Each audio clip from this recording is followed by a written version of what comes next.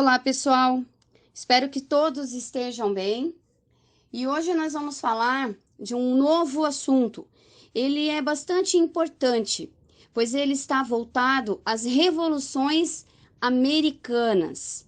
E parte dessas revoltas, elas servirão de modelo para a queda de países que exploravam essas colônias.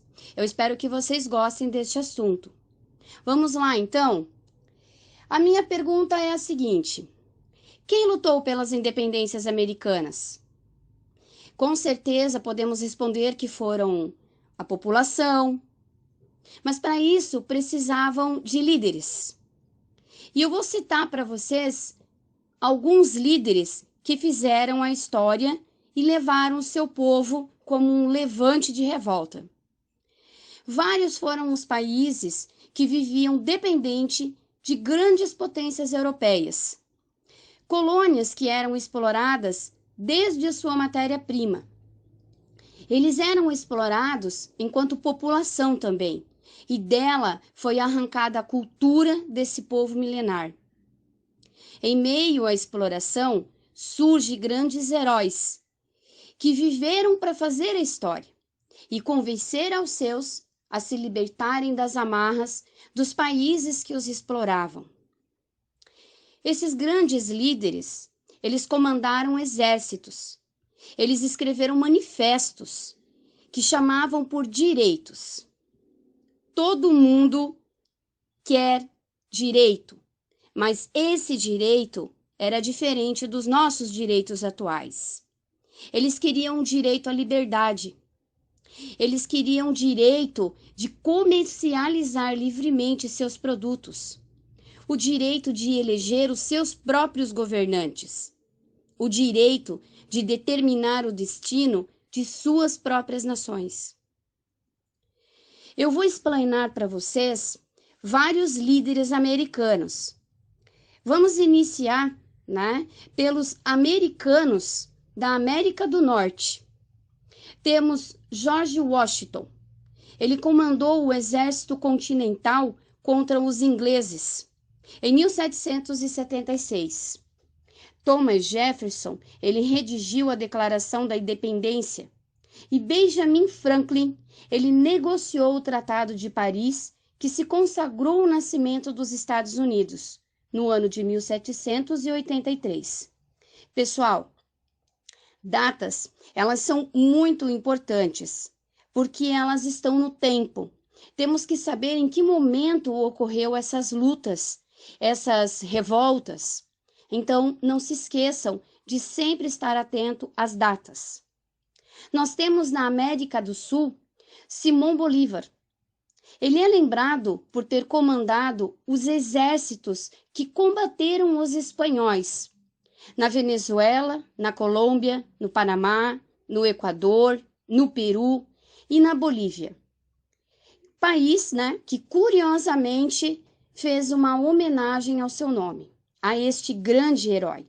E você pode ir por todos os países da América do Sul que você vai encontrar vários monumentos de Simão Bolívar. Até porque esse general, ele foi um grande sonhador. Ele idealizou a união da política do Sul de língua espanhola. E ela foi considerado o pai do pan-americanismo. Nós temos no Caribe, o francês Toussaint Louverture. Ele era um ex-escravo e ele se tornou um grande general que conduziu a independência de uma importante ilha açucareira. Esses foram alguns dos grandes líderes que comandaram a luta de independência nas Américas e que contaram com uma ampla mobilização social, ou seja, o seu povo. Na independência dos Estados Unidos, a mobilização ela ocorreu através dos colonos, das 13 colônias, na qual a população ela era contra o domínio britânico. O que garantiu a decisão de lutar foi a aliança estabelecida entre os comerciantes da Nova Inglaterra, a Filadélfia e Nova York. E, claro, não esquecendo dos plantadores de tabaco e algodão das colônias do Sul.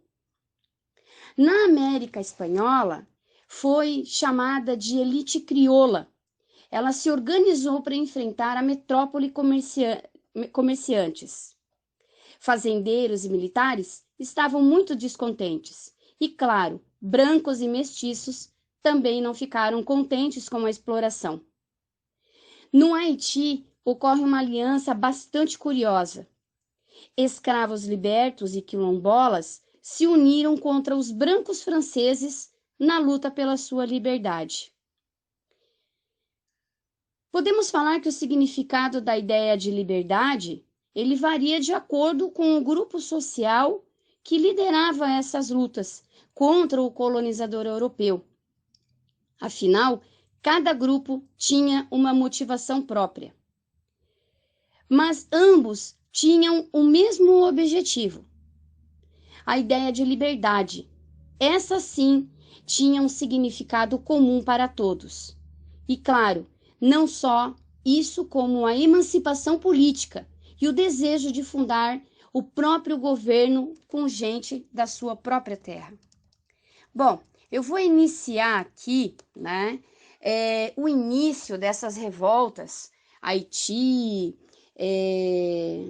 na América do Sul, mas eu vou começar pela América do Norte, né?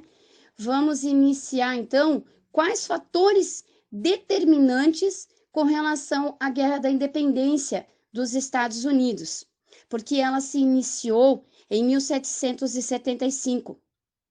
E esses conflitos, eles começaram quando os militares britânicos, eles começaram a abusar do poder. Eles foram para Lexington para confiscar armas dos norte-americanos. Esse foi o primeiro conflito, um pequeno conflito, mas que ele já gera um início de revolta, pois percebia-se que os ingleses estavam querendo dominar as colônias. E eles também já estavam cansados desse domínio. Mas é claro, revolta, confábulo, isso acaba gerando, um contexto bastante perturbador para o rei. E é claro que ele também não irá gostar desse tipo de confábulo e irá oprimir o seu povo da pior forma possível. Então, a Inglaterra, ela inicia o seu processo de opressão decretando uma série de leis que acaba provocando revolta. A Lei do Chá. A Lei do Chá, ela ocorre no ano de 1764, onde é taxado a importação do melado que a Nova Inglaterra acabava importando para produzir rum. A Lei do Selo, em 1765, ela taxa jornais e documentos legais, ou seja, para circular esses documentos na colônia americana, ela tinha que ter o selo real, e isso acaba tendo um custo. Uma lei bastante curiosa foi a Lei do Aquartelamento, de 1765. Ela obriga os colonos a ceder suas casas para os oficiais, querendo dizer assim, a terra ela é dos britânicos, ela não pertence a você. Então, tudo que está em cima dela pertence ao rei, inclusive sua casa. É claro que a população não vai gostar disso, Nós temos a Lei Declaratória, de 1766.